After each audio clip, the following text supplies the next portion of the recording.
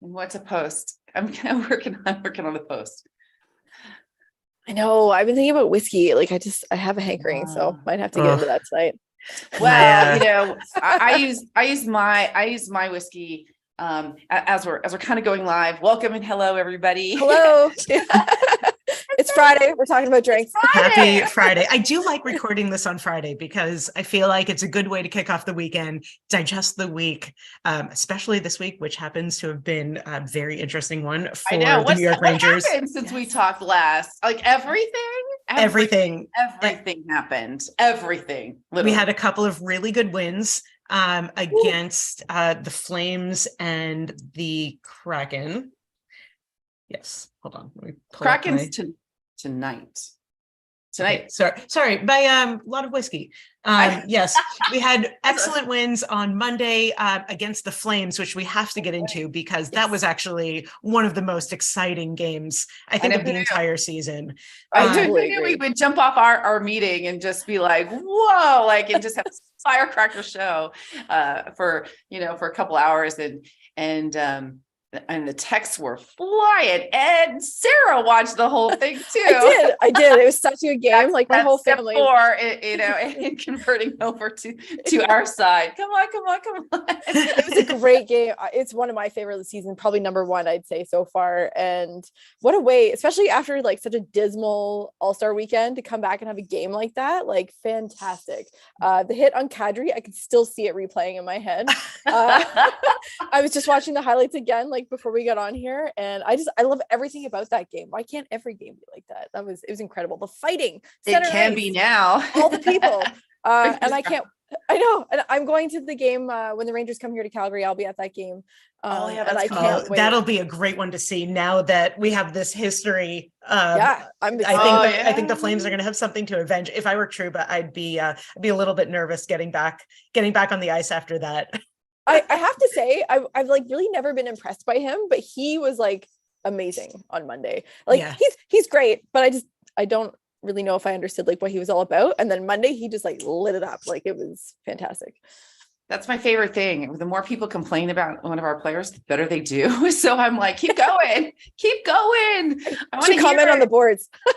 Yeah, they do. I watched it. And so, and I did that posted about a month or two ago. I'm like, keep going, because they were complaining about Hedl at the time, and now look at him. So hey, whatever. Hedl also has been playing absolutely amazing hockey. Absolutely awesome.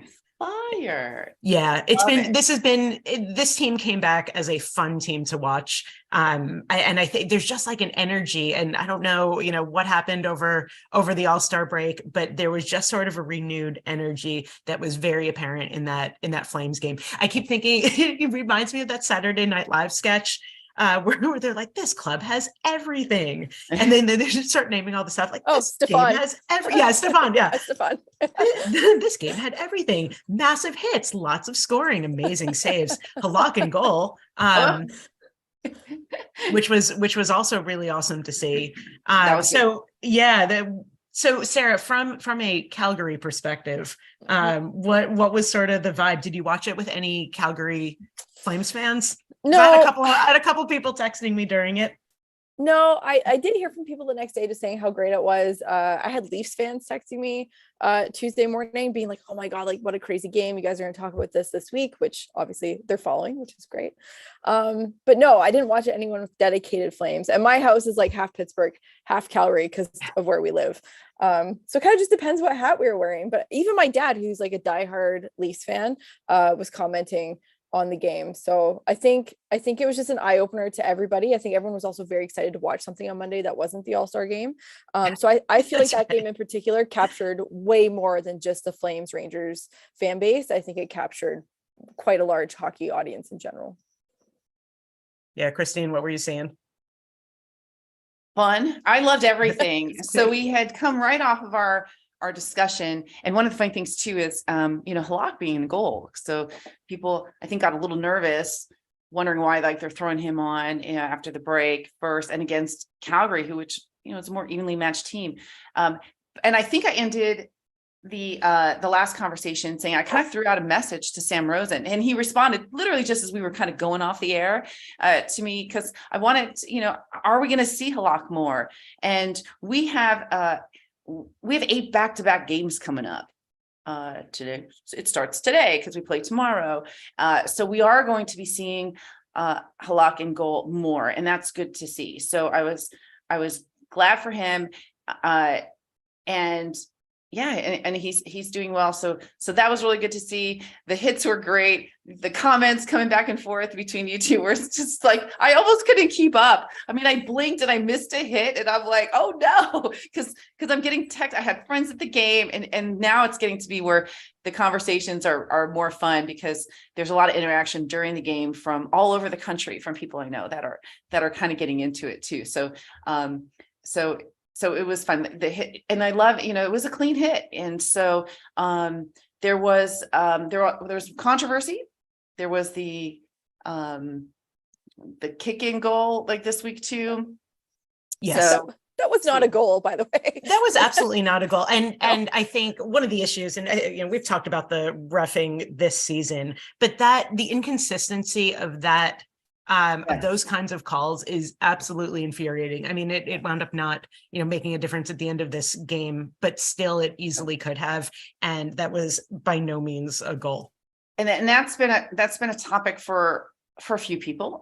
So some of our friends as well have been talking about it this week. Is it really, what are people really upset about? Is it the call itself and where these things are, should kicking now be, because they keep changing the rule, a little bit, as I was looking up the kind of history of it, and now people are arguing, might as well just, make it go away. But it's not really these, the rules. It's right where you were saying, it's the inconsistency of the ref, because we can see the exact same play in another game and it's not allowed. So the refs have a huge problem. And the interesting thing is most of us really aren't watching all these games to compare these calls, but they're out there and they're horrific. I think there was a similar, I don't know how you feel about the call that was made in the Vancouver game with the breakaway. So Hedel was on a breakaway after Vancouver had pulled their goalie and was tripped from behind. It was called, so Vancouver got a penalty on the play. But in other cases, when that's happened, if a player's on a breakaway with an empty net goal, they automatically award the goal to that player without having to score. I think in another game would have been called a goal. It wasn't. I think the argument there was, because listening to the guys talk about it, he was a little bit to the left of the goal and he was in line. I don't know. Like he would have matters, I guess. Yeah, I think the frustrating thing is just it's just the inconsistency. I mean, that really is what the frustration is, I think, for fans. My hockey mom, vibes say, let them play. I'm like, just get out of the way and let them all play. I don't even care what happens. Just let them play. They want to knock them down. They get up and they'll score anyway. Let them play. So, that too, it's frustrating, but I also feel we prevail with those kind of calls too. So I'm also a fan of like, well, bring it on, because it makes us a little bit more motivated to overcome that. So yeah, of course. And a season, even a game is not going to be made or unmade by one call. It has to be, consistency of the team throughout. And I think what the amazing thing with the Rangers, especially who doesn't love this week, a ref you suck. Exactly. Yeah, right. And who doesn't love a ref you suck chant going on, Let's make that happen when we're there. I want a log chant. Yeah. I want a DER chant. I want a ref you suck. Pop fans, let's just yell it all. We'll just start it. We'll start it. I know what section we need to be in. Yeah. And then a couple of other interesting things this week is the trade, which I'm calling bye-bye Blais. Bye-bye Blais. Hey. And some guy called Skinner and a couple of draft picks for Tarasenko and Mikkola. Cool. Yeah. And you know what? Here's I was actually listening to our own podcast from like a week ago. Remember when I was saying like, look at Drury up there in the back corner. Look at his face. And it's funny what I said. I said, he's got something going on and it's not going to be what you think. Yeah, you were totally right. Exactly what happened. I loved it. I loved it. So he was crafting, he was busy. I think he did well. I think I loved how it caught everybody by surprise. And the vibes are good out there. I like it. I'm excited for tonight. They're right on the ice tonight. I'm excited to see what happens. And more importantly, I think tomorrow when we're all together, out in Burbank tomorrow, I think I really want to, I think that's going to be that first big test, of these new lineups and how things are working. So I'm glad. And with the back-to-back thing, it's a great timing of it too. Yeah. So you got that home game tonight and then they're going to travel. So yeah, I'm excited. Yeah, I think it was a good move for them. Yeah. In terms of random information, I have now counted. So with the addition of Tarasenko and Mikkola, the Rangers now have 16 different Ks on their team, first names and last names. There's 16 Ks. There's rhyming now. There's hard to rhyme for you. There's new blended names now. We have new bromances forming. So Tarasenko and Panarin played together. So they're coming in with chemistry. My friend sent me a picture of the two of them from a couple of years ago, like hugging. And I said, is this hashtag Panasenko? I am here for it. Absolutely. I am excited to see where this goes. I think, Panarin's had a great season. He's played amazingly well. Wouldn't it be great to see him just get a little bit of an extra kind of lift of energy from skating with somebody that he already has chemistry with, that he already knows? I'm so excited for this. I think it's going to infuse, some new energy onto the team. I don't think that they were lacking, but if we're going to really make a good playoff run at the end of the season, I think this was such a great move. I agree. I like it. This is all he says. I just like it. And no matter what we think and how we feel about it, it really just comes down to how they're actually going to be playing on the ice. And so, and with who we're playing against, with who we have remaining. So yay, it makes for a really exciting weekend. And so let's see what happens tonight against the Kraken. We'll be celebrating. So I think I started off talking about drink pairings. I'm like, I think we're going to go like, it's a celebratory week. I mean, I've had little kind of ups and downs myself. It's all worth celebrating. So I have a centennial bottle of Grand Marnier. I think I may just break it out for, to celebrate our new, I have some friends that were lost this week, but I have found teammates that are coming in that we can celebrate. And I love the balance and I love the energy. So I'm going to break that out and we're going to kind of celebrate with some acquisition whiskey will be our drink pairing today. So that's acquisition whiskey. I like it. Love that. New acquisition whiskey. So, and I'm, hopefully I want to see, I love our players. So I want to see how Blais and Skinner do as they kind of go forth, onto, other ventures and stuff. And so we usually tend to send off people and they do well. So I do like that. The other interesting thing this week is that it was the anniversary of the letter that was sent out to fans by the New York Rangers, I think in 2016, telling everyone we are going to be investing long-term in the rebuild of this team. Basically saying, please bear with us for the next several years while we do that. And, for the most part, I feel like they've done a really good job. I think there's been some hits and misses along the way, as there always is going to be. But, I give credit to Rangers fans because I think there was a lot of patience in this team really being rebuilt and foundational decisions that were made years ago that are now really paying off. So that it's cool. It's cool to kind of have seen that entire process play out over, the last 7 years that this team has really been strategizing. And, maybe for St. Louis, part of their acquisition of Blais and their investment in some draft picks in the future, maybe that's sort of where they're also leaning toward right now. Because we've talked about it here. It's like the younger guys, like, you know what, no matter how much experience you have, when you're young, you are really fast, you recover faster. And it's nice to have sort of that kind of fresh blood, and it's paying off now.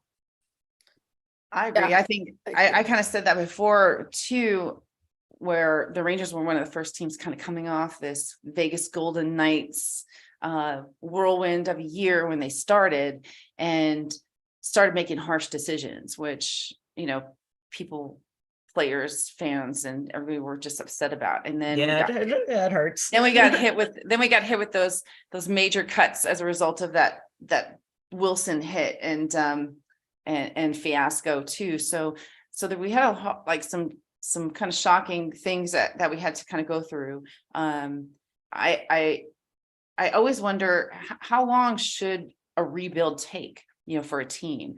I only think it should be a year or two to really kind of get, maybe 3, you know, when you're trying to acquire who you really want to build it, and then have them kind of work together.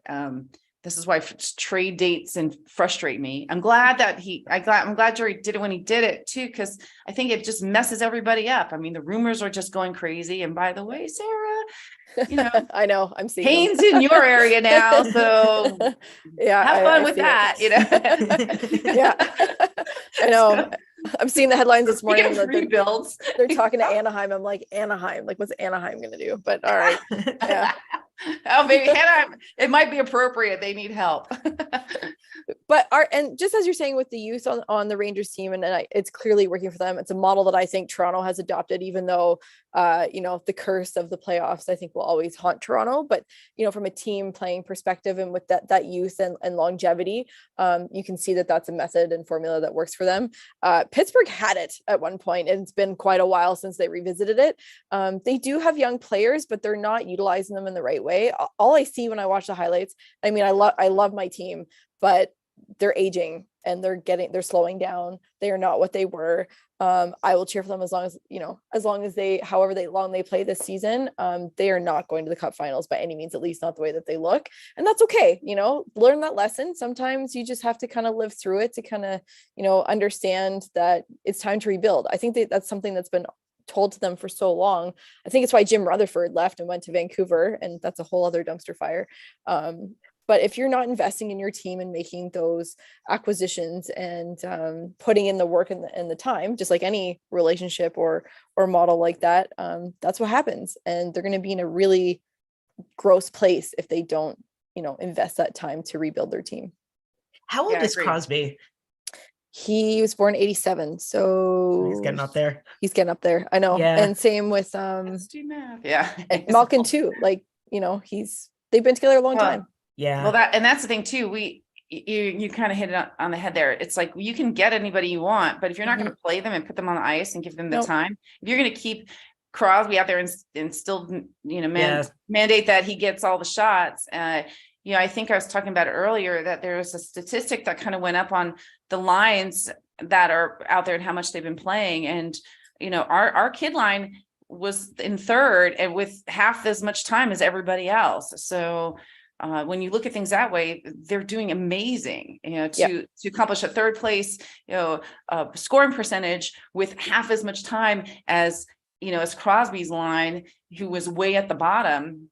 You know, says a lot. So, and I do kind of think so right now it's going to be, it's Islanders Penguins. They're battling it out. They're tied. The Penguins have 5 games on the Islanders, I think, right now. It's crazy, the differential. So there is room to kind of catch up and break out of it once the games start evening up. But I think I like that there's just the focus isn't there and not us, you know, so we'll keep it that way. We just need to stay ahead of the Capitals. Right now, everything's good. So, and you know, and I think, again, as we kind of hit this Carolina game tomorrow, you know, I like to kind of close the gap on that. I'm going to be watching that game tomorrow. I'm prepping for Super Bowl, which I know we're going to talk about, but my whole day is food prep, so why not do it with hockey on and enjoy. What's on the menu? Oh, I'm glad you asked. Tomorrow is we're prepping a beef brisket to make chili on Sunday. So Nice. that'll be in the smoker. I'm all over the place on my list here. Smoked popcorn and smoked salsa. Steve's got to make more salsa tomorrow. I'm probably gonna have meatballs in the crock pot. I have bacon dip, which is like, I can't wait to make this for you guys. It's amazing. It's bacon with cheese and onion and sour cream and cream cheese, and it's like all Sold. melted together. Done. That sounds great. It's so good. And then hold on, I'm missing something pretty key here. I can't remember what I'm missing. Pretzels. Jax will make those. And then there's one Sounds more. like a great party. It's yeah, it's like Christmas together. for me. There's a lot of food, it's a lot of carbs. I'll be drinking light beer and Caesars. Caesars. And what's the interest? What's the level of interest in the Super Bowl in Canada? Like, do people care? People care. I have a lot of friends that love sports. So in my circle, it's just kind of like a way of life. I have to say out west versus living in Ontario, there's a lot more interest out west. There's a lot of Seattle fans that live over here. Buffalo fans too, if you're an Ontario transplant, there's a lot of that. I know the Bills Mafia fan group is all over the place in Calgary. Yeah, I would say those are the big ones. You see Steelers stuff everywhere, but like, we're like an acquired taste, like a Green Bay Packers fan. It's they're not all over the place. People wearing Raiders stuff here in yeah, LA. Raiders are They pretty just big too. have it. A lot of LA Raiders stuff, which I'm sure you guys see versus the Vegas. But yeah, football's big. CFL is also huge here. I'm not a huge CFL fan, but football in itself is a way of life, and league football. So the way that kids play hockey, kids play football in those kinds of leagues out here out west. That is not an Ontario thing by any means. So yeah, definitely a lot more interest. Fun. Yeah. On Who's that gonna note, win on Sunday? I'm still taking the Eagles. I may change my mind, but I'm still taking the Eagles. I think they're a dark horse. At the start of the year, it was Buffalo KC. I would have told you that from day one. Buffalo choked in true Buffalo fashion. I'm so surprised, but I don't know. I don't like Mahomes, so I hope it's Philly. I'm a conspiracy theorist, so I think the Super Bowl is completely scripted. So I'm going to go with Philadelphia because that's a market that's scheduled to win. And I'm going to go with the halftime show because I have no idea. A good show, Rihanna. Yeah, that'll be a great show, and a good one to follow last year, because last year's halftime was epic, right? Like Dre, Eminem, 50 Cent, Mary J, Kendrick Lamar. Like that was a fantastic. That was the best. It was the best. And I knew songs. I knew the people. Yeah. I feel like it dated all of us, but it was Yes, so awesome to see. And I think there were like tons of young people who were like, who are these people? Like, That's great. and meanwhile, like everyone our age is like, that was amazing. It was amazing. And you guys were there, like LA. Like I'm sure LA was just like a buzz. Like what an amazing halftime. Yeah, people, I don't know. LA's I know they're very fair weather. They cared about it for a minute. No. And then, Just kinda like, on to the next thing. If I didn't say Snoop obviously was an amazing part of that show. So good. So good. Yeah, so good. And ever since Jay-Z took over the music portion of the Super Bowl, I think we will only see great things out of that, because I think that started with J-Lo, I think. But anyway, Yeah. full of my other favorite viewing on Super Bowl Sunday is the Puppy Bowl. I mean, you With cannot the go wrong halftime show. with Kid and Halftime Show. Cannot Yes, go wrong. I'm about that. That'll be me, because I'll be here just chilling, and I will kind of watch, because I like to keep up with things that are going around, but I'm just not gonna care too much. I don't know much about football. I'm not paying attention to it. So One if of the it's things close, that- it's fun. One of the things that bugs me about football, I will be completely honest, is that these teams are playing once a week and it is one game for a championship. And then you look at a sport like hockey, like that hit that Trouba had at like, holy crap. Like, and then the next day you're expected to play again, and you're doing all of those same hits, but you're doing it on ice skates, and there's a wall right next to you that you're going to get smashed into. And you are continuously expected to play over and over again without that week in between. And I'm sorry, like when you watch football, they'll do a play and then the clock will stop and everyone just takes a break for 5 minutes. Or if somebody scores, like you have to do your dance break and then you go to commercial break. So the actual game time is like 4 minutes of playing, but these guys are getting paid gazillions of dollars and playing one game. Whereas like the Stanley Cup final, it's like a best of 7, but it's also 4 rounds of that. I don't know. I can't get behind football for that reason. When players on teams like hockey teams, I feel like it's so much more physically demanding. The skill level that it takes is way higher. I don't get it. Well, there's something to that too. Like I'm a huge NFL fan and a pretty big hockey fan. And I wish like I eat, sleep and breathe football during football season, whether my team is still playing or not. And like this saddens me this weekend because I'm like, this is the end until September. If I'm lucky, I'll watch some preseason in August, but it's not the same. And you know, it's 18 weeks with a bye. So it's like 17 weeks regular season. And you know, there should be like either elongate every sport to be the same, like at least time wise, or shorten them so that there's some sort of similarity, because it's just not fair. And the money, you're right, the money that goes into NFL advertising, the players going to a game, like all of that. And like, not to mention NASCAR. the special teams. So like you might be brought on for literally one play. You do one play, or you like come on and you kick the ball and that's it. Here's your $2 million. Like yeah, exactly. Yeah. Meanwhile, you have guys like left and right getting smashed, like going 80 miles an hour with blades. Like I know. There's like just no comparison for me. And this is why I just haven't gotten on the football train. And even from like a spectator perspective, like NASCAR is like February to November or October or whatever. And like from a fan base and being in person, it's roughly the same size as football, maybe even more. But like at least they have a longevity to that. Not quite the same, but and in that one, they're in a car driving. I mean, I get that there's physicality to it, but still, I still stand by hockey being one of the toughest sports just in general, and that's, I think, for me, what makes it so fun to watch. And I think the interesting thing is Mahomes is playing with a sprained ankle, so that I think that's where all eyes are going to be on him. In hockey they would be going right for him, so is the other team going to be going right for him? So and Philly's so physical, like, which is great. And that's what I would watch. I think Mahomes really showed it in that last game, because like truly I thought the Bengals were just going to like demolish them because of Mahomes. But he, you know, I think this is our next Tom Brady. I really do. So we'll see. But the good news is after Sunday, it's all about hockey again. It's all hockey. I think we'll be meeting at Champs tomorrow here in LA to watch the game, Liz and I, and we're going to try to get you, Sarah, live on Instagram tomorrow, which will be really fun. Champs, and somebody had pointed out, like, hey, is this a place that the Giants fans go to? And we did encounter Giants fans when we were there, because we happened to be there during a football game. So I believe so. So it's nice. And my comment is like, we're converting it, and Champs is all on board. You know, Christine's making it her mission to turn them into a New York Rangers bar.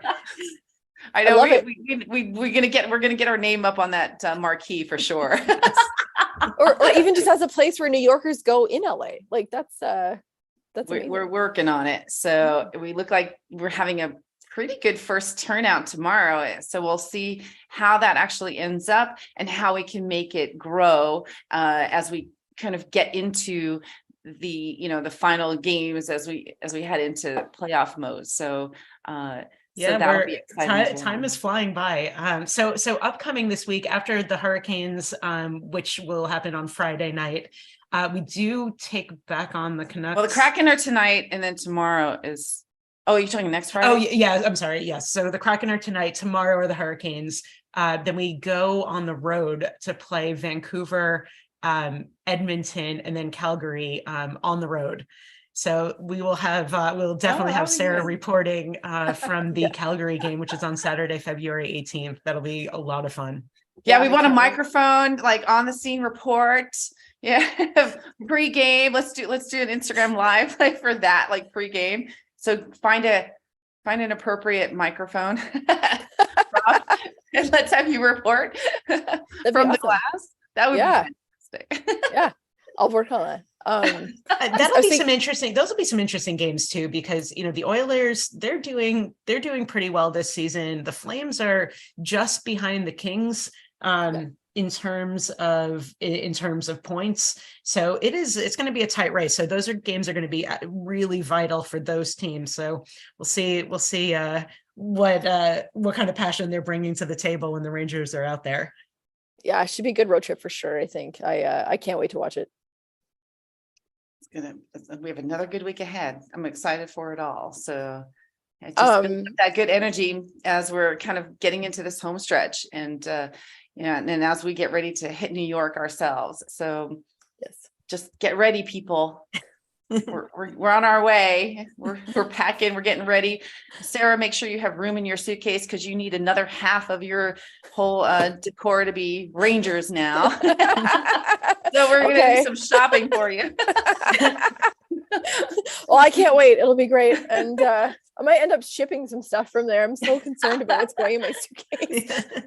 Because for those who don't know, traveling out of Canada anywhere, all the luggage is going missing. So it's carry on only for me. That's a whole other podcast. Yeah. Yeah. Well, we're all the same size. We'll shop. We'll just bring There we extra go. stuff. Yeah. That works too. Yeah. I was going to say, I know we talked offline about this, some fun facts about Alberta, just to prep the Rangers and any Rangers fans that may be making the trip to watch the team between Edmonton and Calgary.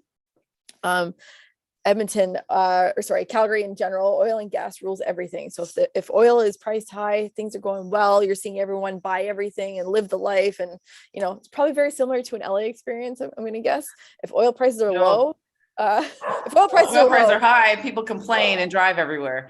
So if oil prices are low, it's like not a great time to be here. Things are kind of like bottom of the barrel, and like people are selling everything, and like it's very stressful. So we've been in a good situation, I think, pre-COVID.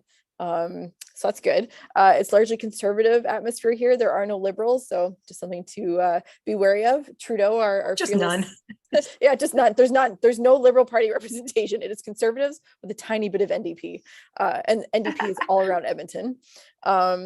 Calgary is a white collar versus Edmonton's blue collar, and you may, upon your travels here, see a lot of F Trudeau stickers around or signs. There's billboards. They are everywhere. Many cars have them on the back of them. Our fearless leader is not loved here at all. He's not an. You guys aren't perfect up there. Like everyone's so polite and perfect. They hate him. Yeah, I don't know. And then famous Albertans, Jan Arden, Alicia Cuthbert, who's married to Dion Phaneuf, the most famous Maple Leafs pylon. He's probably a famous Calgary pylon too at one point. Bret Hart, Michael J. Fox, Mark Messier, Mike Comrie, Dylan Dubé, and Laney McDonald. And the Caesar was invented in Calgary. That's my favorite. That makes me happy. Yeah. Try one with whiskey, tequila, or gin, change it up. Oh, no gin. So I have a question for you ladies. Do you know why the Calgary Flames are called the Calgary Flames? I was going to guess it was oil related. So I thought it was too, and that's why I wanted to look it up. This is actually really, really interesting. The Flames have nothing to do with Calgary. The name is from the Atlanta Flames. They're a team that joined the NHL in 1972 and then relocated to Calgary in 1980. And this is super weird. The Atlanta Flames was a Civil War reference to General Sherman's March to the Sea, during which much of the state of Georgia was set ablaze. Whoa. Which is such a weird reference. So the Calgary Flames reference the American Civil War as their team. Because I absolutely thought, I was like, when you see oil fields, like, isn't there always like a flame on top? That is super strange. Does Atlanta still have a hockey team? No, they had the Thrashers, but they are no longer. Interesting. Well, is that maybe that's Seattle made up for that? Maybe, I don't know. Interesting. Fun fact learn something new. And now there's 16 Ks in the New York Rangers roster. And